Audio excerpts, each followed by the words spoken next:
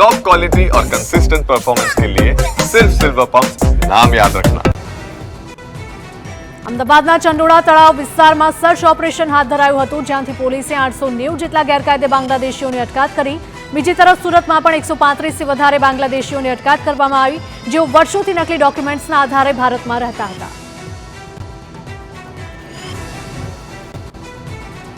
અમદાવાદમાં બાંગ્લાદેશી ઘૂસણખોરો મુદ્દે પોલીસનું અત્યાર સુધીનું સૌથી મોટું ઓપરેશન। ચંડોળા તળાવ વિસ્તારમાંથી 890 લોકોની અટકાયત કરાઈ છે, જેમાં 470 પુરુષ અને બાકીના મહિલાઓ અને બાળકો છે। સર્ચ ઓપરેશનમાં ક્રાઇમ બ્રાન્ચ, એસઓજી, ઝોન 6 સહિતની ટીમો જોડાઈ।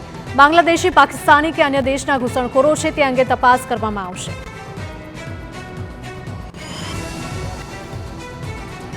અમદાવાદમાં ઘૂસણખોરો પર તવાઈ મુદ્દે ક્રાઇમ બ્રાન્ચના જેસીપીએ આપી માહિતી। કહ્યું કે ગૃહ રાજપ્રધાન અને ડીજીપીની સૂચનાથી કાર્યવાહી કરાઈ। ચંડોળા તળાવમાં રહેતા હતા ગેરકાયદે બાંગ્લાદેશીઓ, તે તમામની સઘન પૂછપરછ કરાઈ રહી છે। બાંગ્લાદેશીઓની ટેકનિકલ ડિટેલ કાઢીને ખોટા ડોક્યુમેન્ટ્સ કોણે બનાવ્યા તેની પણ તપાસ કરવામાં આવશે।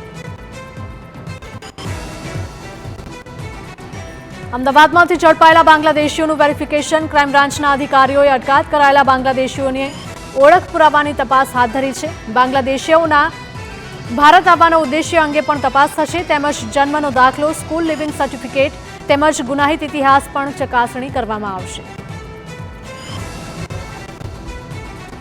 અમદાવાદમાં ગેરકાયદે બાંગ્લાદેશીઓની અટકાયત મામલે પરિવારજનોનો હોબાળો। ક્રાઇમ બ્રાન્ચની બહાર અટકાયત કરાયેલા લોકોના પરિવારજનોએ હોબાળો મચાવ્યો।